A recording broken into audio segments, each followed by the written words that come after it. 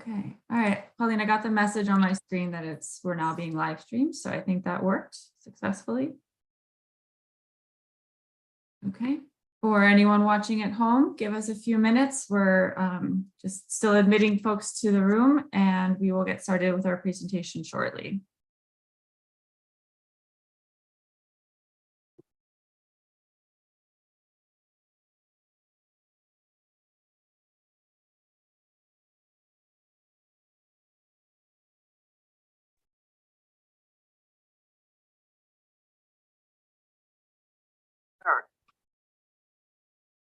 You know, they only say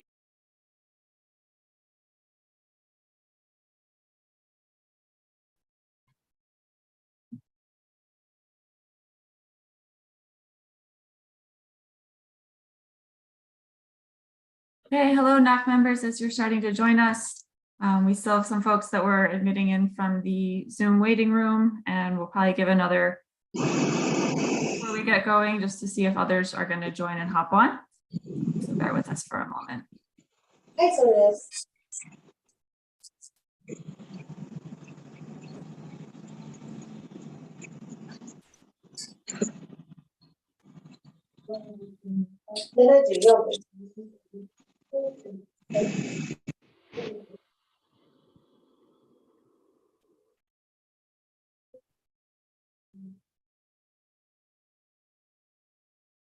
Hey. ありがとうございます。Good, thank you. It's Travelex. You can buy by yourself. Travelex. Don, you're unmuted, so I'm going to mute you.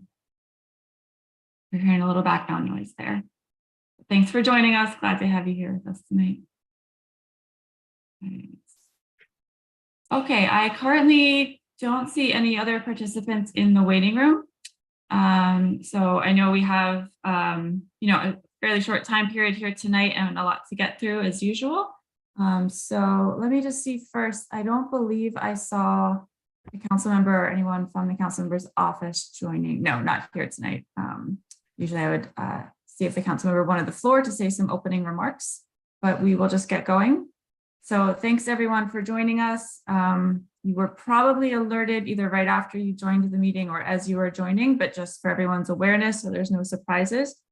This meeting is being both recorded, so we will post it on our website after the meeting. It is also currently being live streamed on YouTube, which is a little situational awareness for everyone. I'm going to share my screen with the presentation and then we'll get started.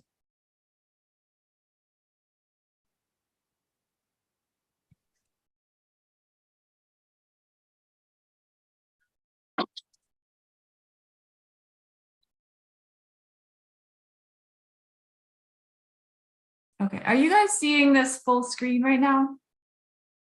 Now we are, yes, thank you. Yes. You are? Okay, all right, great.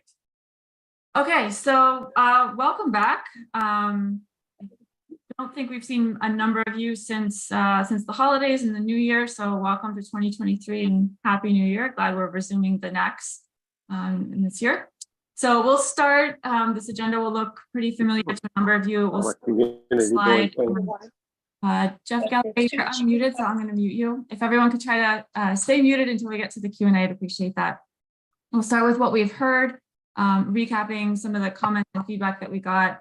It's going to be kind of a mix of both questions we heard at the last NAC, the Neighborhood Advisory Committee meeting, as well as questions that have come up during some of our other community meetings, both with CB1, Chinatown stakeholders meeting. So just trying to be transparent and kind of keep the conversation going in all places at the same time, especially since we deliver pretty much the same presentation to all these different groups. I will turn it over to Rich Peterson, who's a familiar face to most of you, to go through updates on the dismantle project and what's happening with construction on the ground. I'll then walk through community engagement updates and resources that are available to the community during construction, and then we'll open it up for Q&A. So without further ado, last time we've heard a request to see the design for the new facility. I think this comes up in every meeting in every borough that we do. So understand everyone's really eager to see what's going to be happening and what's going to go on with the new facility. We will be sharing that information once we have a design build team selected for the new facility. Once they're onboarded, we're currently in the middle of the city's procurement process. And so we don't have updates or information to share about that. As soon as I have an ETA for when we'll have the design team selected and be able to bring them here to meet all of you and share concept designs, I will let you know. We also heard requests for updates on the points of agreement. So what we've done here is put a link on this slide. And again, this will be posted on the website to where you can access the presentation we gave in July of this past year that included updates for all of the points of agreement that we've been going through. So you'll find that information there on our website. We also received some comments and questions about rodent control and what's happening on the site. So we'll be sharing that information on slide 9. Also got some questions around the project budget. So again, as present, we do not have any new or changed budget numbers to share. If and when the budget for either the overall program or specifically for the Manhattan facility changes, we will let you know and share that out. But at the moment, I don't have any different numbers. We will be including updates on the environmental monitoring that's for air, noise, and vibration that we're doing. That's going to be on slides 12 through 13. I will also note that we do share monitoring reports summarized monthly. Those are provided on our website. We received a request last time to get the sort of reports directly from the subcontractor that's doing the monitoring, and those can be requested via FOIL. We also have updates on the Baxter Street commercial parking meter. We'll share that on slide 17. We got a request at a recent meeting for MWBE hiring updates. So the city and the design build teams do have a goal of achieving 30% participation from minority and women-owned business enterprises for both design and construction. We are currently at 27% towards our goal for design and 62% towards our goal for construction for the dismantle project. And finally, the request to live stream NAC meetings. I do know that we tried to do this at our last NAC meeting and there were some technical hiccups and it didn't quite work as smoothly as we hoped. We are currently live streaming now on YouTube and hoping that this link is working for everybody. So if you're folks who are dialing in and listening from home, not as NAC members, welcome and glad to have you participating tonight. Oops. All right, and Rich, at this point, I will hand it over to you. Go ahead. You talk to her, I'll call him. Okay. Hey, everybody, how are you? Can everybody see me? Yep. You can, yes. So I'll walk you guys, everybody here through the dismantlement project update. Right now, site assessments and surveys have been complete on both buildings. The mobilization and site fencing for phase 1 is complete. Interim Sallyport construction is underway and is expected to be completed mid-February, end of February, early March. Internal work, which is still ongoing, is in both towers, which consists of abatement work and early make-ready work for the dismantlement. And full dismantlement work is going to be starting shortly and finishing in April of 2024.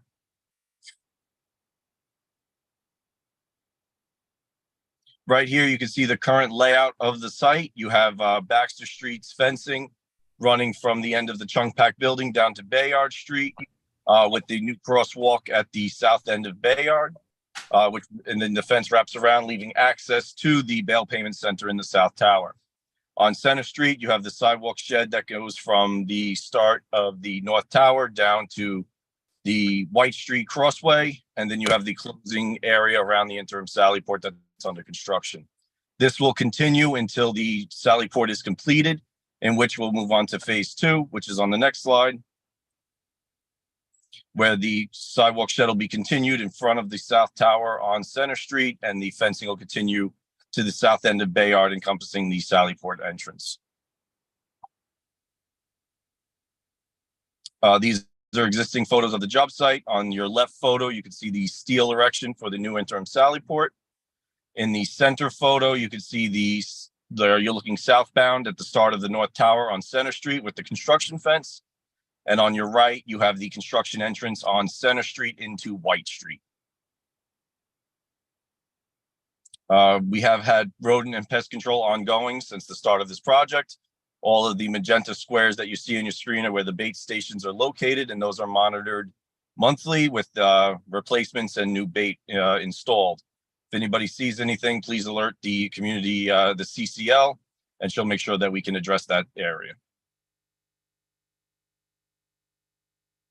Environmental monitoring plan. As you can see here on this map, everywhere you see one of the pink magenta squares, or where we have vibration monitoring devices installed in neighboring buildings. Everywhere you see a blue square, that is where the Sallyport monitoring stations are active. And where you see the green circles and black and white triangles is where the noise and air monitoring stations are located. These are all set at thresholds below the allowable limits. This way, if anything does arise, we're able to address it before it becomes a concern to the community. Just a little bit of a zoom in here. You can see these icons and what they meant. And throughout the months of November and December, we did not have any triggers on the alarms. Asbestos air monitoring is ongoing within the building where we have active containments. Those air monitors are placed at the exit and entrances to the containment zones. And those are there to make sure that no fibers from the asbestos abatement are leaving the containment. And since we've started this project, we've had no hits on those monitors. I'll pass it back to Lauren for community engagement and resources. Great, thank you, Rich. And I think this is definitely a case where no news is good news on that environmental monitoring. So glad to hear we haven't been having any triggers on the alerts. So update on upcoming community meetings. We continue to hold these NACs. These will be held quarterly.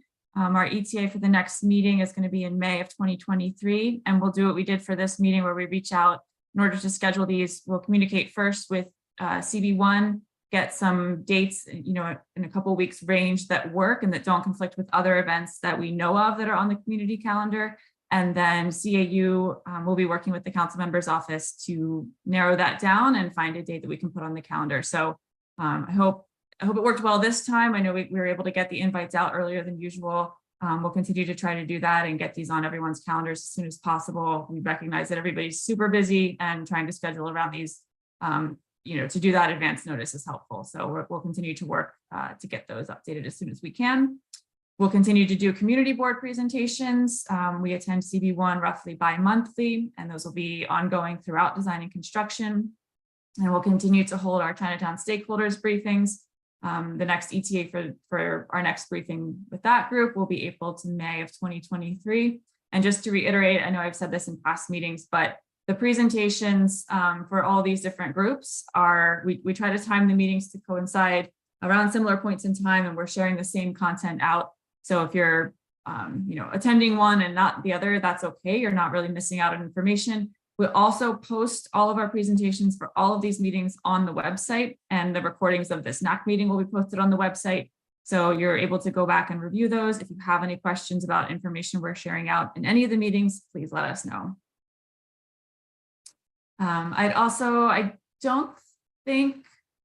No, we did not had a NAC meeting. Sorry, we've had a CB1 meeting, but not a NAC meeting since we brought on Nikita Sin, who is our new community construction liaison in Manhattan. You can see her contact information. It's the same as our previous CCL, so contact information did not change. She does have some preferred drop-in hours. Those are times where she's most likely to be in the office, not out in the field or attending meetings. Nikita, I believe you're on. Do you want to turn on your camera and just greet the Neighborhood Advisory Committee and say hello to everyone? Hi, everyone. Good evening. Excuse me. My voice is still recovering. I'm the new CCL. I joined the BBJ program last November. As Lauren mentioned, I reserved some hours as preferred drop-in hours for the community. I will reserve those hours, stay in the office from Tuesday, 1 p.m. to 2 p.m., Wednesday, 10:30 a.m. to 12:30 p.m., and Thursday, 9 a.m. to 11 a.m. I'm here to meet every one of you. If I haven't met some of you yet, please drop by or call me to make an appointment in advance. Nice to meet everyone. Happy New Year and Happy Lunar New Year to everyone. Thank you, Nikita.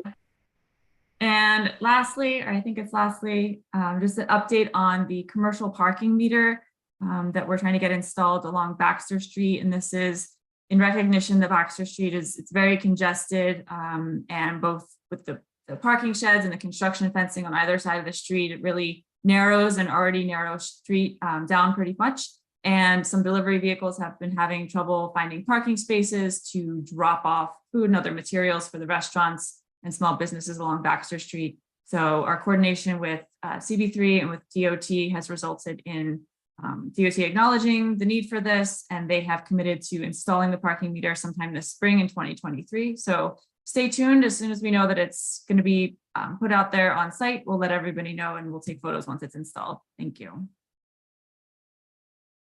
Okay, and with that, I'm going to stop sharing my screen so that we can see each other's faces and it's a little bit more of a dialogue for Q&A. However, if there's any content that you want to refer back to, just let me know and I can pull the slides back up on the screen. Okay. I'm going to go in order of folks who have their hands raised. You can also put questions into the chat and we'll try to get to those throughout the meeting. So Nancy Kong, I think I saw your hand go up first. Hi, Lauren. Thanks very much. And Happy New Year to everybody. Thanks for the update. I am happy to hear that there were no alarms and alerts. I have a number of questions. Most of them are follow-ups from prior. So if you could just indulge me for a few minutes. After the last NAC meeting, I sent a follow-up email requesting additional monitors, air and noise, around the neighborhood, especially the residents and the park area, given the concerns that we have that are in addition to containment, like within the perimeter that you are working with. And I was advised to make the request to the council member, this community board, as well as the administration. So I sent an email October 27th. I followed up on December 15th, but I've not received any acknowledgement or response from anyone. So I'm just raising it again. This is an ongoing request and a concern from myself, as well as residents that I know who live here, as well as people who frequent the park. My mom goes to the park every other day to exercise, so we're all breathing that air. The second item is at the last community board meeting, the Quality of Life Committee on December 15th, a community board member raised the issue that it was in the city and state article where the correction or the administration is projecting 7,000 detainees, and Rikers cannot close legally unless the number is around 3,500. This is obviously a concern. It was one of the concerns we raised at the very start in August 2018, that the plan, the borough-based plan and the closed Rikers plan does not have the ability to scale up or scale down to accommodate the changes in our environment. Given that the projections are at 7,000 right now, and I understand that they may change, I feel it is the responsibility of the city council as well as the administration to come back to the community with a plan, a backup plan as to how this will be addressed. The city council as well as the administration passed these laws to close Rikers and to push out the borough-based jails. And so it's their responsibility to come up with the plan to address the current projections.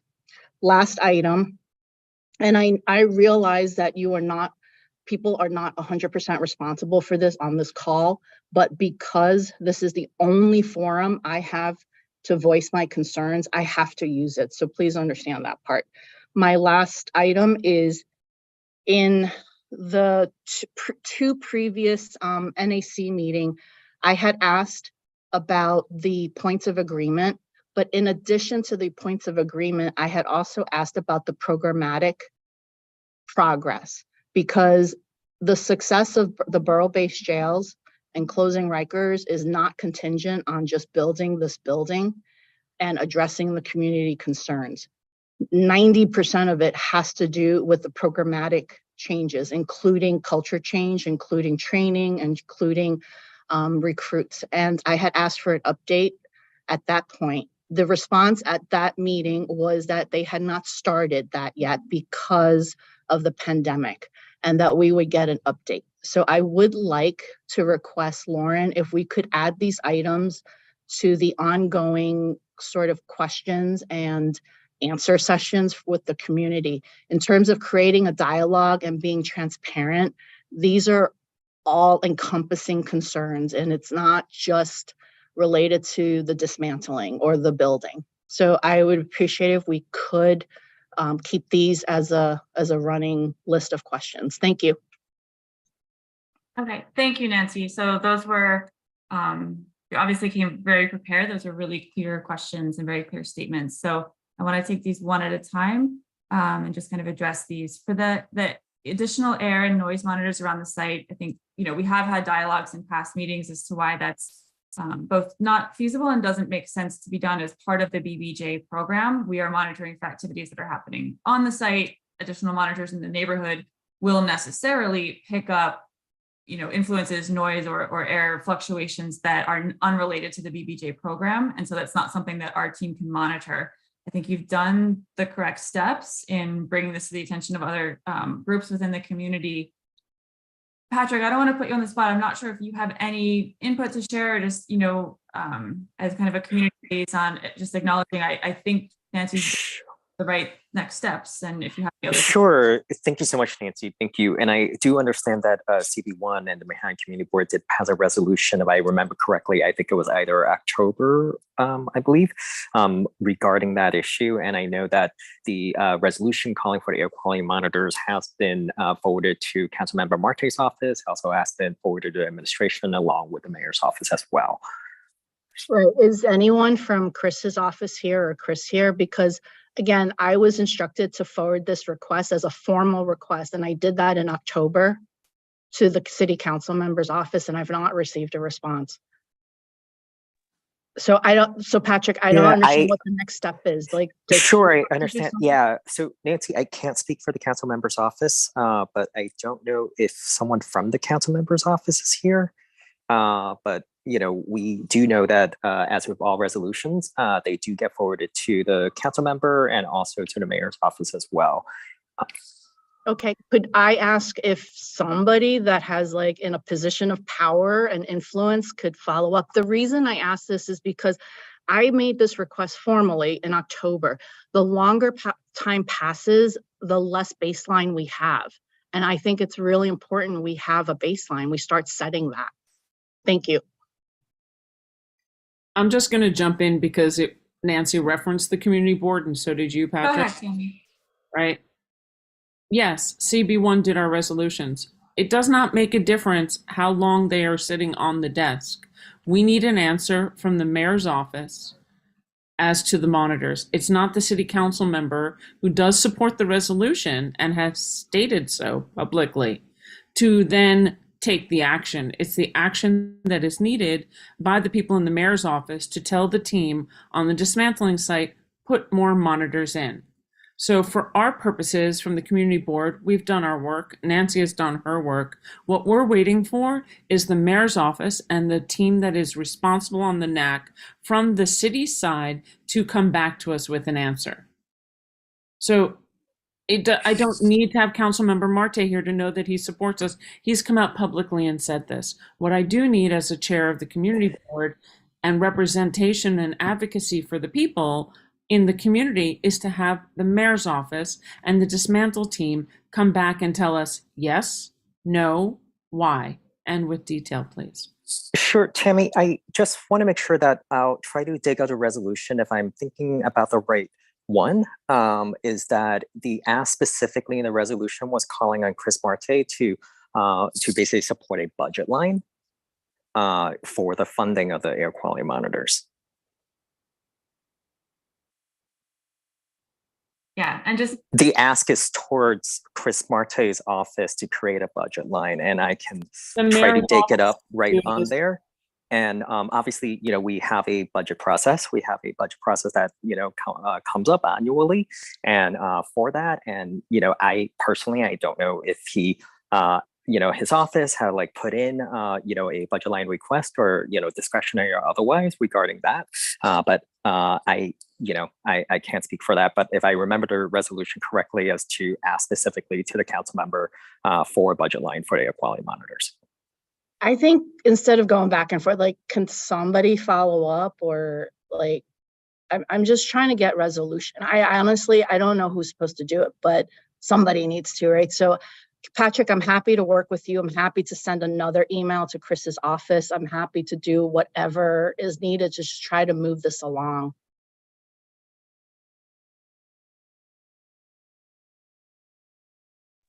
How about I do this? How about I raise it again, and I'll just try to copy, obviously, the administration, Chris's office, and whoever else I need to copy. I'll just do it again. Sure, thank you. And I do know that the council member's office do participate in these meetings, including the council member himself, for that. And we thank you. Sure, I'll do a follow-up. Thank you. Thanks, Nancy. I'm not trying to brush past this, but you had 2 other questions and there are some other hands up. So I want to keep things moving. So your other comment was about the issue broached at the last Quality of Life Committee meeting with CB1. I will summarize it very succinctly. You said a lot, but basically about jail population numbers and how the city is working towards bringing those numbers down in order to achieve the goal of 3,500 beds to be able to close Rikers. So we do have some folks from the Mayor's Office of Criminal Justice here tonight. America, can I pass this one to you to address? Sure. Happy New Year to everybody. Thanks for the question. Mayor Adams' priority is the health and safety of all New Yorkers. And while we may not currently be at a jail population number that would allow us to close Rikers right now, we're not set to shift to borough-based jails until 2027. In the meantime, we continue to work towards reducing the jail population with the assistance of DOC, other city agencies, and our contracted partners, and our partners in the city, council, and state. As the mayor has spoken publicly before, we're listening to all ideas. If there are other plans that we need to consider as a plan B, we will consider them, as we must ensure that any path forward is in full compliance with the law. Sorry, Lauren, just real quick. America, I thank you very much. Can we submit alternative plans for the mayor to consider? I've not been involved in discussions related to alternative planning, but we absolutely have ideas that within the community we would like to submit them. Yeah, General Counsel McGuire is leading a small team that is listening to all ideas. So we will find out what how the best way to get those ideas from you are, so that they get into the right hands. Okay, thank you, America. Thank you, Nancy. And finally, Nancy, your last question was about related to this, but as part of also the changes that are needed in order to make the borough-based jails program successful, involve programmatic change, culture change within the Department of Corrections. So, Ali, I believe you spoke with this one last time. I see you're on the line now. You respond. Hi. Hi, Lauren. Thank you. Hi there. My name is Ali Robertson. I am the Executive Director of Intergov Affairs at DOC, the Department of Correction. And I do actually have, I don't know, I can't remember exactly the timeline, but I think this is more of an update than the last time we met. Commissioner Molina has hired a new Deputy Commissioner of Training and Development for the department. His name is Dr. Robert Gonzalez, and he started, when did he start? In December. So he's pretty new, but we're happy to have him on board. And he will be responsible for all of the training for uniformed staff at the Department of Correction. And so I do, we're welcoming him on board, but at the same time, I do just want to sort of remind the group that, culture changes. And of course, it's important as we move into these new borough-based jails, but it's important now, of course, on the island for the time we do have left on the island. And so it's something that we're working towards now, not just putting it off towards the borough-based jail timeline. And so it is a work in progress culture change. It is something we need now. And Dr. Gonzalez is certainly here to help us sort of achieve that goal. And one thing that just practically I can say that he has stated as a priority is to implement sort of like a feedback system from staff or students in terms of our training. So like instead of just throwing training at people and then assuming they absorb it and assuming they liked it, a very basic aspect of the training, he's going to be implementing some sort of like feedback system, like a survey sort of program in order to elicit feedback from the students themselves. And so this is something new, even though it's quite basic, new for the department, that we're excited to implement and hear from the officers what works for them, what doesn't work for them, and then alter training sort of accordingly. So more to come as, you know, he's spent more time as he's here for the next couple months, and hopefully some of this can get implemented. I'll have more updates for you all at our next meeting. Thank you. And Nancy, thank you again for your questions. Okay, I see 3 hands up right now. I see Alice, Howard, and Tammy. So again, I'm just going to go in the order that I see them. Alice, you have the floor. Hi, Lauren. Thanks very much. First of all, I think Councilman Marte has joined us, if I'm not mistaken. So I don't know if those questions could be answered, but I do want to point out that the council member, from my perspective, someone who's followed this pretty closely, has been extremely involved in this, and in fact did write a letter asking for an environmental monitor. I remember independent monitor for us on behalf of the community back in May of 2022, which seems to have fallen on deaf ears. So that I know there is a letter to Commissioner Sagos. So anyway, I just wanted to point that out. I know that I, like Nancy, have asked for years for certain items. It's hard for me to understand, and I think the public generally, and particularly professionals involved in the design world, as to how years can go by without any acknowledgement of any kind of schematic plans that could be shared to understand how the mayor's Plan B is going to be enacted at this site. I guess what we need from you maybe is, Lauren, is, and this is not to use particularly, but to the group involved here, is a kind of a real understanding of what this procurement process entails and why it has taken over 2 years to have anything other than the statement we're on it. There's a procurement process involved. I mean, that's a long time, and it's very unclear. And of course, as Nancy well presents, these plans will have to change radically, given the numbers and given what we're seeing.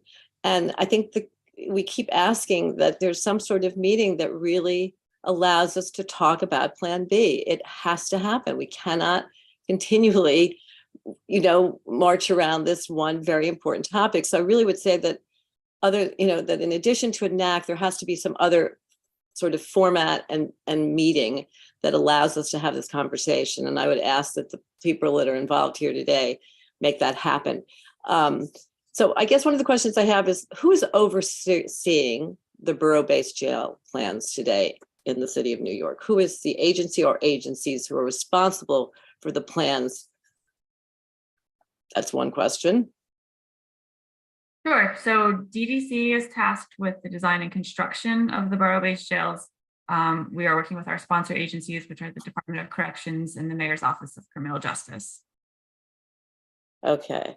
So is it possible that this could be a moment where, you could help with these agencies come together and allow us to sort of have some sense of what the plans will be and what alternatives are being looked at? And is there something that we could do with that concept? Not at this time. We're not going to be able to share even preliminary concept studies or design plans until we have the designer on board. So I hear you, and I just want to acknowledge, I know you bring this up in all of our meetings, and I appreciate that you're doing your best to bring air and light to this and push this forward. We just won't have information to share until we're through the procurement process and we have the design builder on board. Why is it taking so long? Why? Yeah, sorry. Design conversation, and really look forward to having these design input workshops with the community. We're just not there yet. But why are you not there? This is a really this is a 2.5-year process just since I've been asking, but this is going back now close to 5 years since the inception of these plans. Why is it taking so long to in this procurement process? Can you shed a little light on that? I don't think I can speak to the details of the procurement. When I say it's confidential, I mean, it's very confidential, even from me. It's not, I will say, what the process that started 2.5 years ago was the first step of that, right, was procurement for the dismantle design build team. So that's the RFQ and RFP that went out first. And then we brought the dismantle design build team on. And then in the meantime, we were getting ready and, working towards procurement for the design build team for the future facility. So I know that this often trips people up, and it is a little confusing that there's separate contracts and two separate teams. So we started with one, now we're working towards the other. So I really do genuinely hope we'll be able to share, an ETA and some more information, because I know everybody's chomping at the bit, myself included. So as soon as we have details or there's something that I can give you, I will happily, provide that information. Not to beat on this drum one more time, but the mayor has talked about a plan B. This is the mayor of our city is talking that there is some other way that we might want to look at this.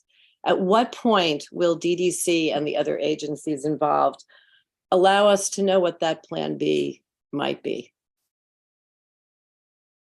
So I'm trying to think of what an appropriate, if you're talking about beating the drum, I'm not sure what you're just repeating the same answer would be, but so DDC is tasked with carrying out the plans and the policy that has been set in motion. So we're working towards, building the plans that were approved for the BBJ program.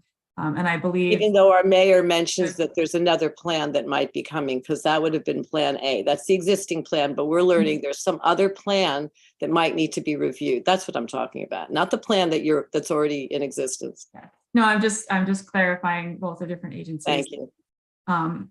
America, I know you already spoke about, driving the numbers down for the jail population, but I would have to defer to you to respond to the second part of Alice's question. Yeah, no, in looking at, and I think we've discussed this in this space before as well, but in looking at the trends over the last 25 years, we continue to see a path forward to get to 3,300 by 2027. However, as the mayor has said, we must be realistic, and we must make sure that we have backup plans should they be needed. And so General Counsel McGuire is looking into that to make sure that we are fully prepared to close Rikers Island while maintaining public safety. So nothing is ever off the table. And he is always, and this administration is always looking to hear good ideas that we can continue to apply. Can some of the leaders who are looking at alternatives and other ways to maybe consider this going forward, can they be part of this conversation with Council McGuire? Can other leaders from the community be involved in this? I don't know if they are and they're not, but can they be in the conversations that are taking place now?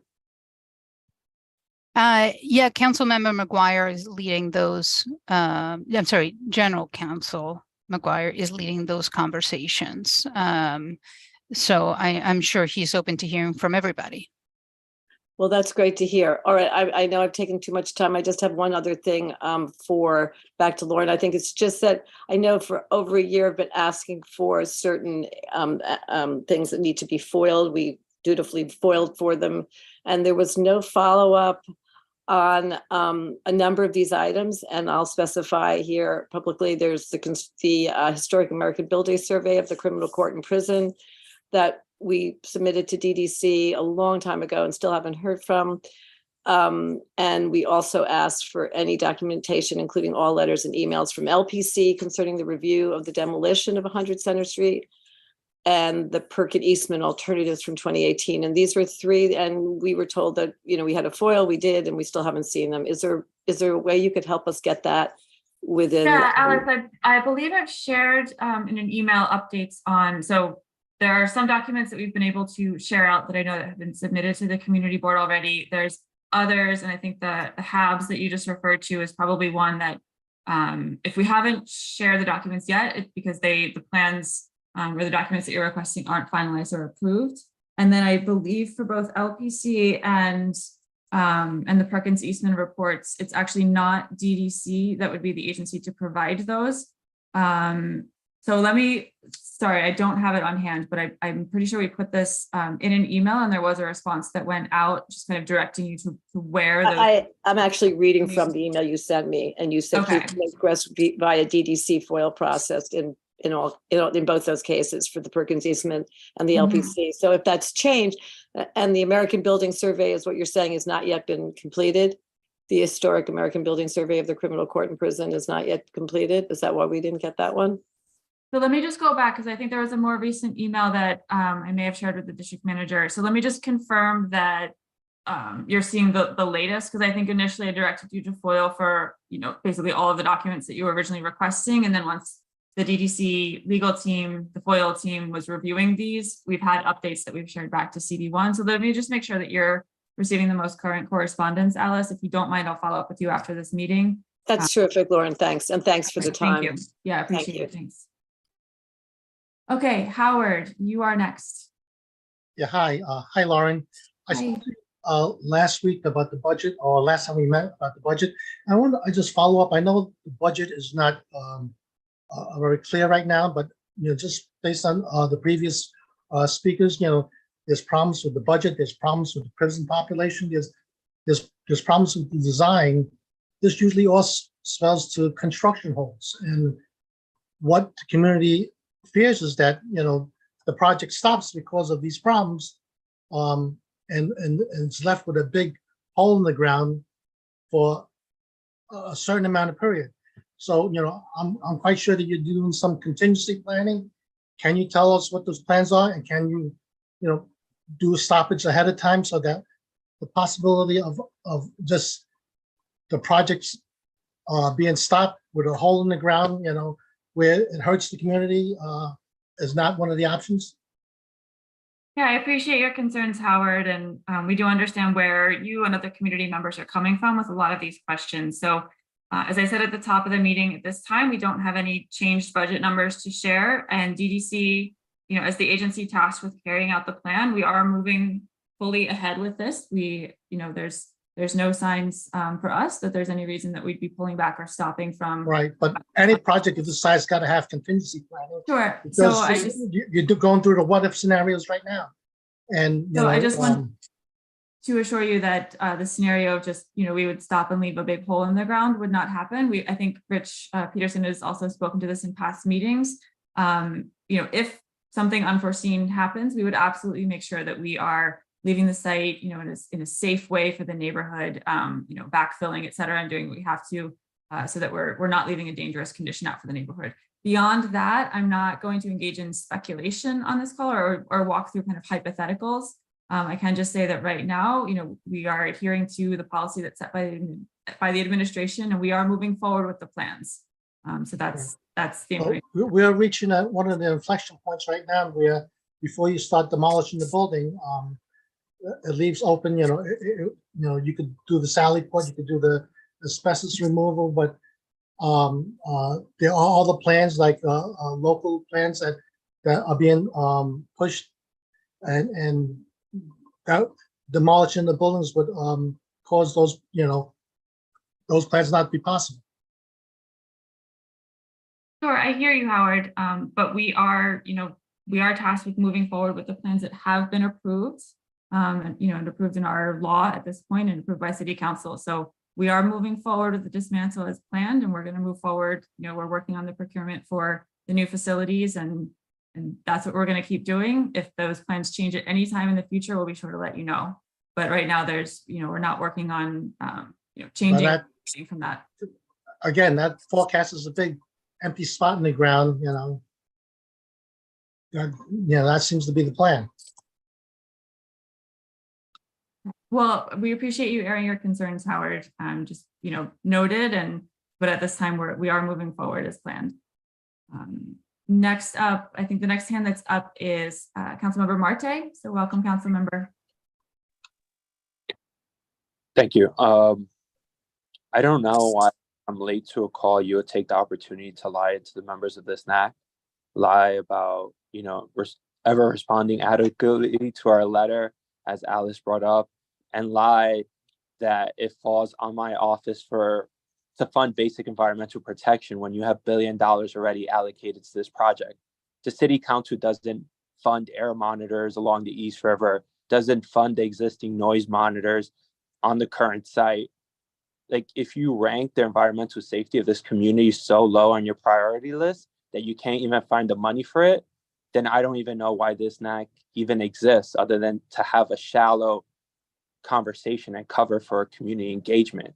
And so I'm sorry that I was a few minutes late, but it's super irresponsible to make up a lie saying that it has to come through our council office to find a budget line for something so basic that would protect thousands of residents, especially seniors in our community.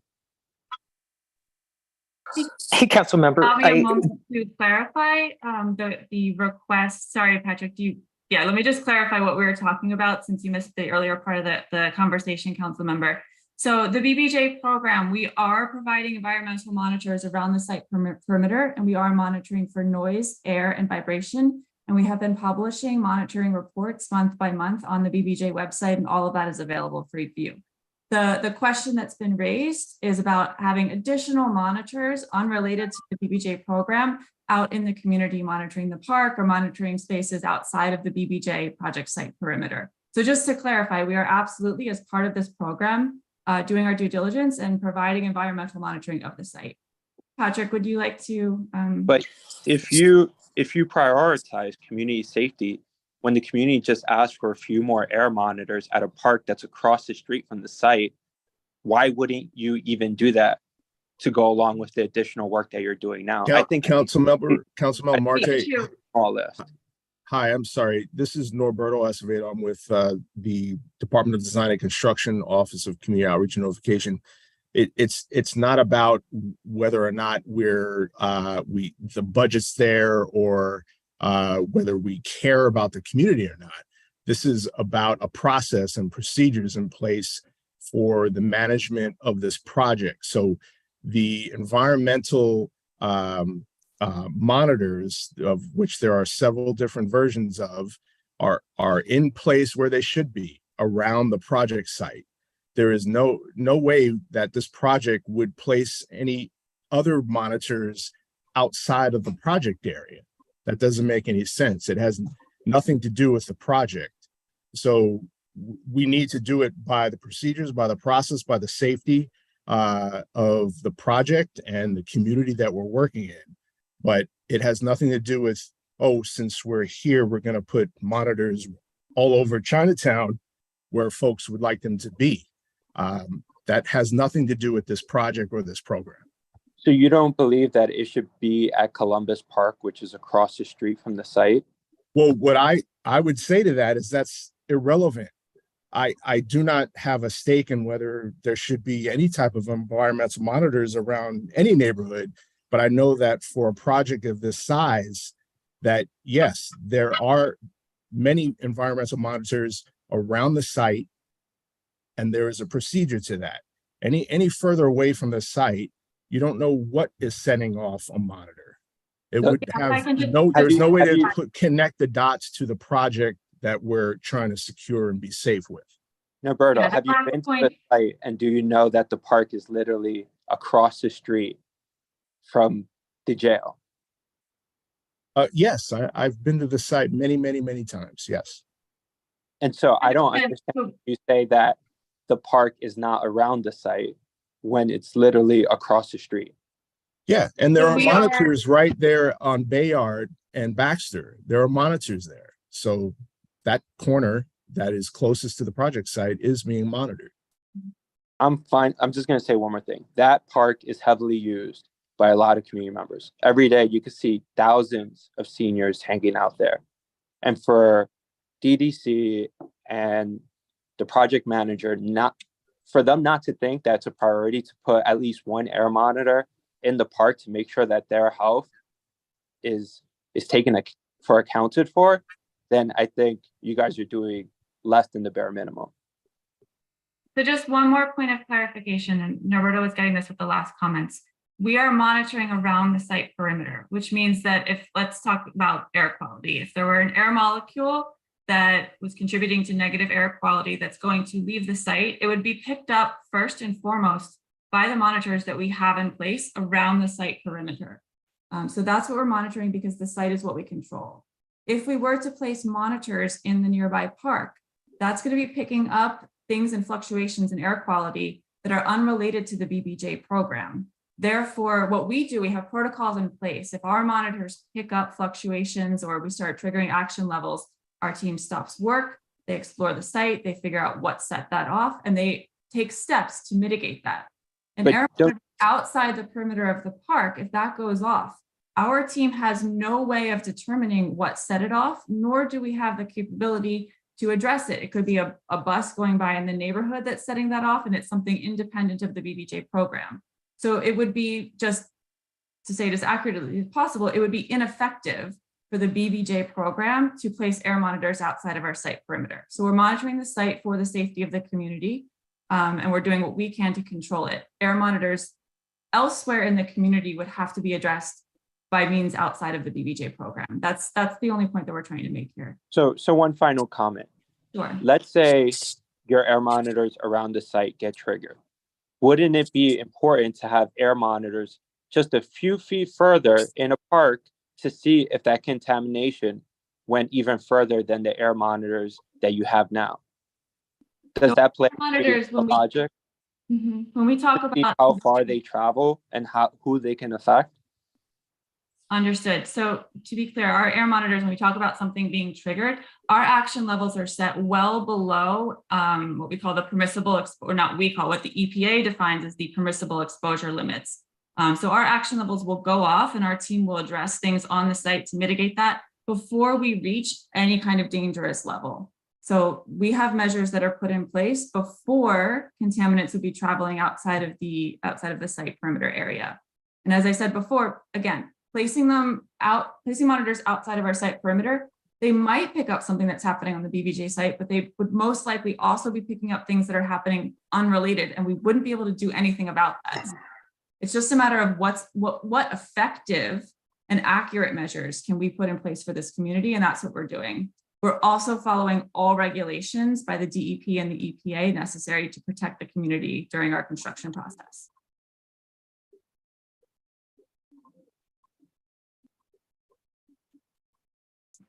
But we do thank everyone here for all these questions. I know this is a big area of concern. And we hope you're all taking a look at the environmental monitoring reports that we are posting and disclosing that information on our website. And we and our CCL are happy to address any questions about the data that anyone's seeing in those reports. Okay, I know, it's a bit of a tense question. We do have some other hands up, and to be fair, I want to get as many questions in as we can. So Jackie Wong, your hand is up next. Would you like to go? Thank you. Yes.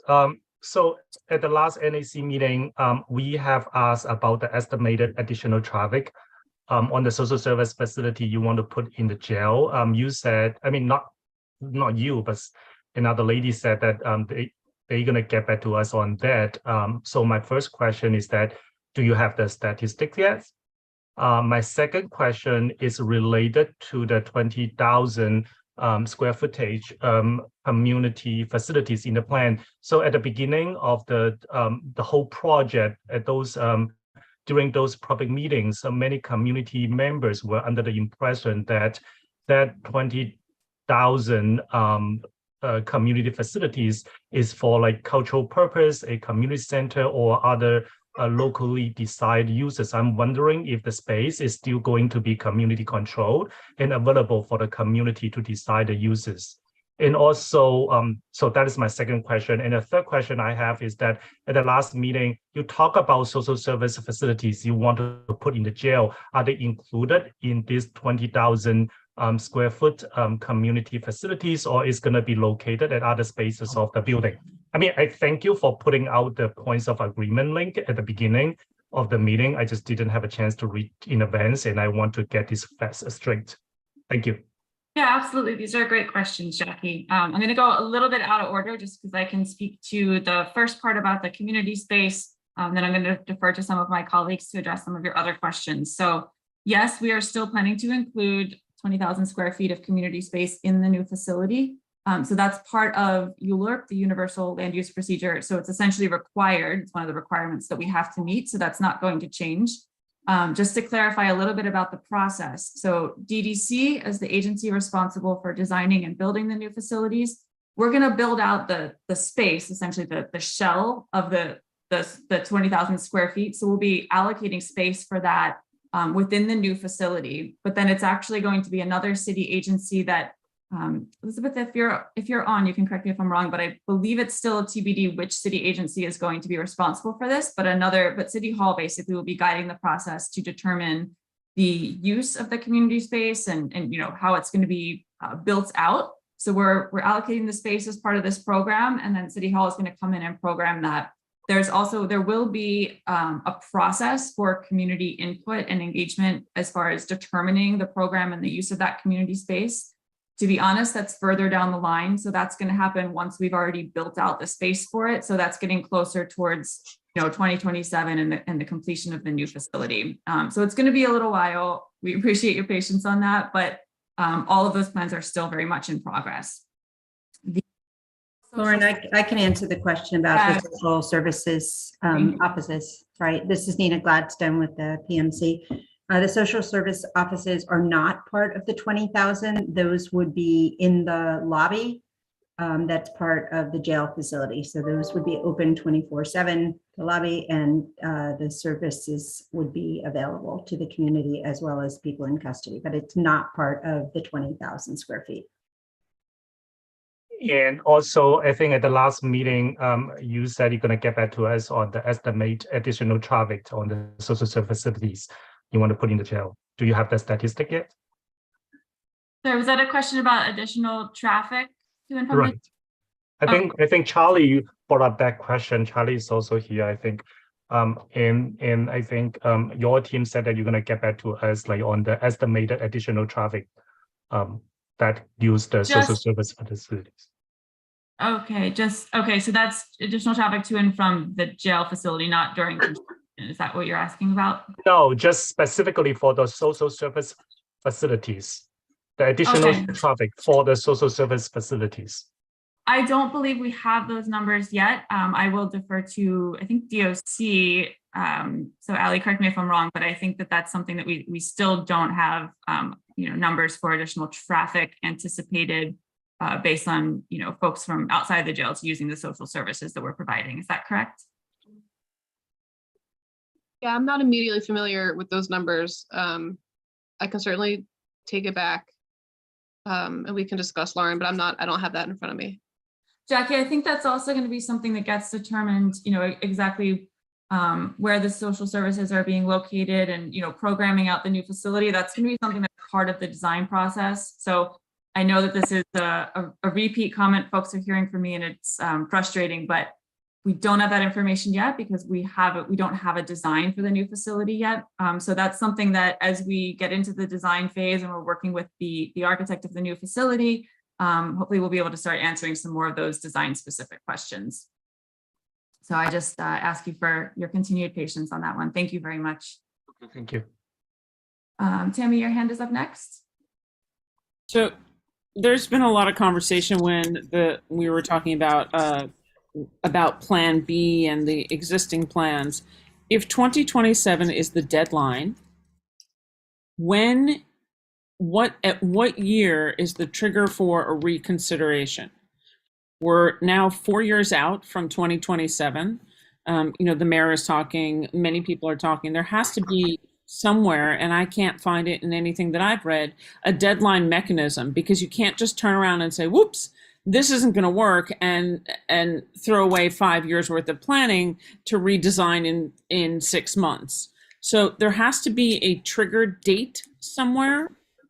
Could we, as the public, understand what that is? Thanks. So for that question, I will have to defer to my colleagues at City Hall. So the law states that Rikers Island has to close by 2027, and this administration will follow that law. I think that part of being prepared is that there are conversations happening now on what would happen if we do not reach the 3,300 by 2027. And that starts now. And that's what General Counsel McGuire is doing, is having those conversations, including what the timeline would be to say, okay, so now we're going to trigger this other response. But all of that is part of the conversations that are happening now. So the law does not specify, it just gives you a 2027 deadline.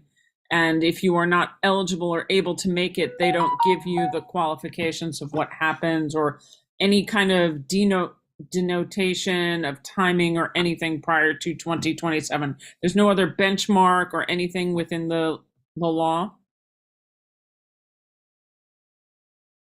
Not to my knowledge, but I defer, maybe Ali knows a little bit more if there are any details like that, but not to my knowledge, no. Not to my knowledge either. I don't believe so.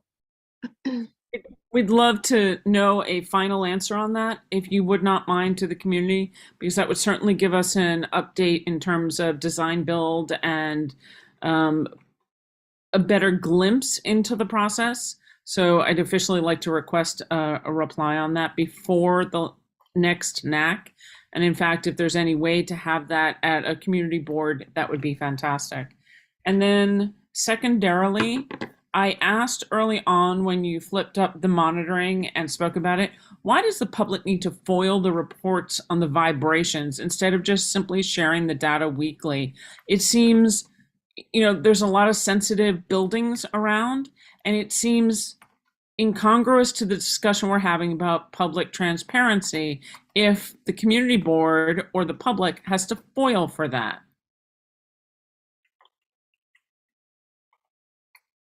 Sorry, it took me a second to find the unmute button. Must be getting late. Okay, yeah. So the monitoring reports that we publish, we've made a commitment to do this on a monthly basis. I know at the start of the program, we were committed to doing it on a quarterly basis. And then in response to a resolution from CB1 requesting monthly, we have upped that to a monthly basis. And we've been following that and posting those reports. The monitoring reports that we post, not only they do share out the data, and you'll see that in the charts and the graphs that the contractors are reporting. What we do is we're adding another layer of information in those reports. We are including, so the direct data reports aren't going to include, well, what happens, what does the site team do if we do trigger an alert level? What were the site conditions? What was causing that? What were the mitigation efforts put into place? So we make sure we're not just sharing out data that might cause unnecessary alarm or concern or just be confusing. We go through, we make sure we can add clarifying comments to the data. We can make sure it's apparent what it is that we're recording, what the different thresholds are. We just add some clarification information. And then we also add that additional layer that has to come from different team members to include what our responses were in the event of any action or trigger. So there's a bit of a narrative response that gets included. That's why we share what we refer to as the public-facing monitoring reports. They're more clear and they're actually have more information in them. The reason why we ask you to FOIL for the sort of like internal data reports that are coming out, as I think I've tried to clarify in past meetings. So things that are direct documents and reports from the program that are things that get officially approved, et cetera. We do ask that those go through the FOIL process. It's not about trying to be not transparent. Sorry, not sure that was the best word choice.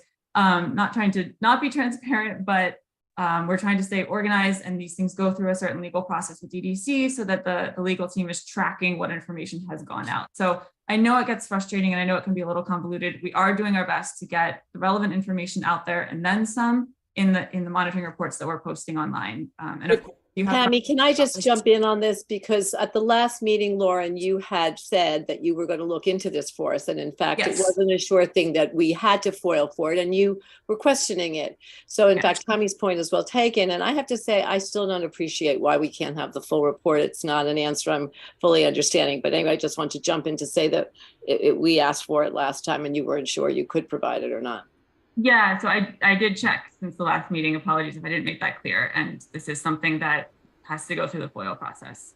So I just want to acknowledge, I know it's frustrating that a lot of things have to go through the FOIL process. It's part of the procedure. I would love to say that frustrating would be the right adjective. I will tell you it is not. And I'll leave it there because I've learned how to be polite. But Yeah, very powerful, I know. Thank you, Tammy. The vibration reports were the ones that specifically in the slide said that would not be able to be shared. Separate from the others, the vibrations, and that maybe I misread it incorrectly on the slide, but that kind of information is critical to the older and more sensitive buildings in the neighborhood.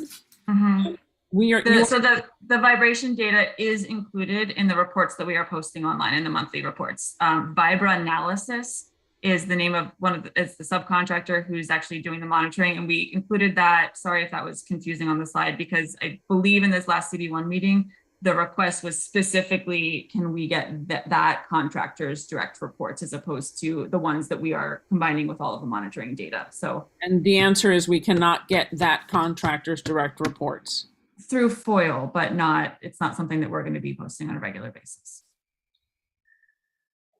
I am delighted that we get monthly reports instead of quarterly reports. I am glad that you are sharing the information, but I do feel like I'm trying to pull 1,000-ton stone, behind me, trying to get to where a level of engagement and transparency should not be so hard for a city agency to respond to the public. If I can look online and see financial details from a controller's office and things that are published more frequently, I should be able to see something like monitoring. And the vibration, we have all lived in historic neighborhoods or gone to this historic neighborhood as a visitor. I mean, it's so critical for people to know. I just don't understand why it's held so closely to the vest. I understand you need to have your monthly report out. Okay, once you get your monthly report and the expressions, why not add the raw data so people can see why do I have to go through the process to FOIL, which will take another month or 2 or 3. And so then the data that you've given us, let's argumentatively say for the month of January, by the time I get my FOILs and we have somebody look at it, we're already 3-4 months down the line. And goodness knows if there is an issue that has come up since then, it's just not ripe anymore because we've had to wait so long. So I just don't buy into that, why we have to FOIL. If there was an agreement by the city that if we chose to FOIL, we could have it within 2 weeks, 3 weeks, that'd be one thing.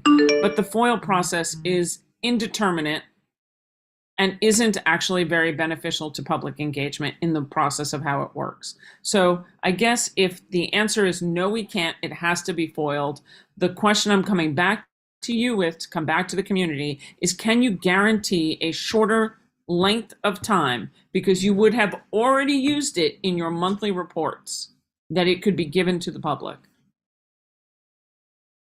So I personally can't guarantee you a length of time. It's part of a legal process. It's a separate group, and I'm sorry that I can't make you a promise on that one. I hope that everyone has actually taken a look at the monthly reports that we are posting, because it's maybe the way I'm phrasing this isn't clear enough, but there is data that we are including in those reports. So again, you have access to the data and the information. The monthly reports are things that we've been able to go through, done a quality review check, and again, providing the additional layer of context and analysis that we think is essential to understanding what the data is that we're putting out. So again, I just encourage everyone else on the call who maybe hasn't gone to the website and reviewed those reports to please do, and we're really here to answer any questions that you have about the data that we're presenting. Nancy, I think you put your hand back up again. Is that correct? I'll be really quick, and I know we're at time, so I appreciate it. I have just 2 questions. One is, do you all update, which city council committees do you update? Or do you, because I feel very strongly that because we're at the 7,000 projected number, and I understand the administration's starting to talk about options, I feel it's very important that the city council is also very aware that this is problematic and they're accountable for this. So I just wanted to know what committees you update so that I can start attending those.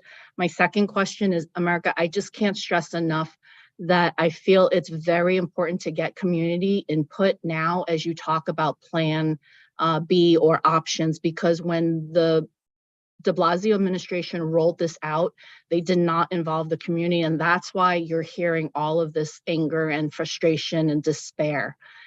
And if you are able with the Adams administration, involve us so that we're providing suggestions and it's in being considered and we understand why things are no or yes.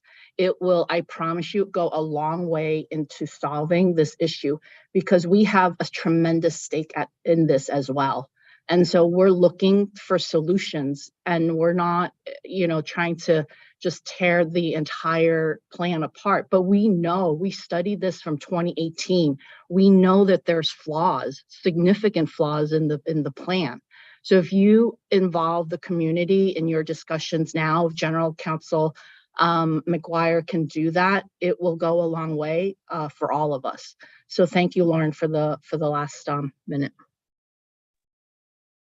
Could somebody respond to that, to her questions? America, can I give you the floor again? Ali and Ashley, who are with Intergov, can you answer the part about the committees who will report to?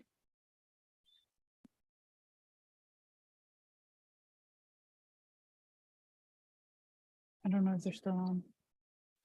Are you asking, is the question who does like DDC report to in the council committee, or who does the department, or I'm asking the borough-based jails program, who in the city council committee is monitoring it and getting updates on the progress? Because again, the 7,000, it's a big issue. And so I want to be at those committees and press this point. So I just want to know which committees you all, as part of the BBJ, are updating, which committees. Well, I can speak for DOC. I mean, we're in front of the city council all the time. We're in front of the city council today, the Committee on Criminal Justice. They have not requested specifically an update on the BBJ program. To my knowledge, at least they have not requested one from the department in recent time. And so certainly DOC has not made an explicit presentation or anything to the council of late. Okay, that boggles my mind. They passed the laws and there's like significant issues and no one's asking for an update. All right, but it's not if there's any other committee, please let me know. And my second one is, I'm again just pleading to involve the community in any discussions because we have a lot of ideas, and if it's being considered, it will go a long way. Thank you. Thank you, Anthony. Did you not establish, Lauren, that was happening, that there would be an opportunity to follow up on Nancy for the community to engage with General Counsel McGuire, I assume General Counsel for the mayor? That sounds like that's something that is going on and we can engage the community more there. Is that, I thought I just heard that a little bit earlier when I asked that myself. Is that correct? That leaders from the community can engage General Counsel on some of these alternatives or options? We will reach out to his office and find out what the best way to get these ideas are, so that they can be properly heard and taken into account. I'm sorry to ask you this. I don't know who you are.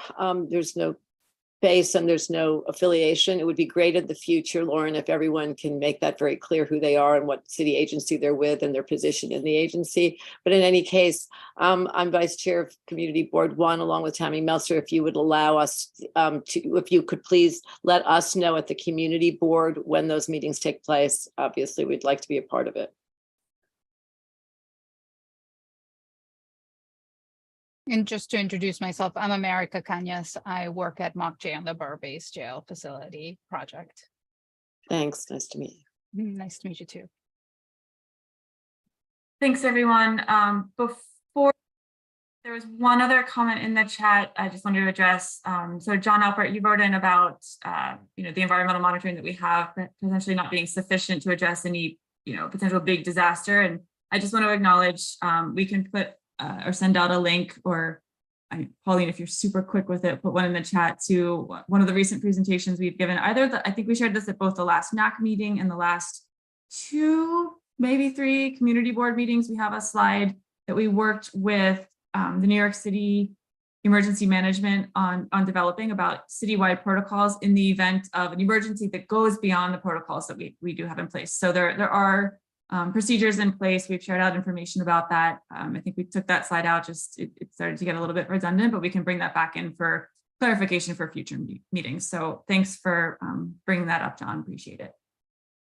With that, just thanks to everybody for sticking around. I know this went a little bit over time, but these were all really great questions. I know there's a lot of discussion that we've had before and that will still be had, and just want to thank everybody for their time and their excellent thoughts. So we will see you again in a few months. And for those of you who come to the community board meetings, we'll see you again before that. Thank you very much. Thanks, Lauren. Thank you. Have a good night and Happy New Year. Thank you.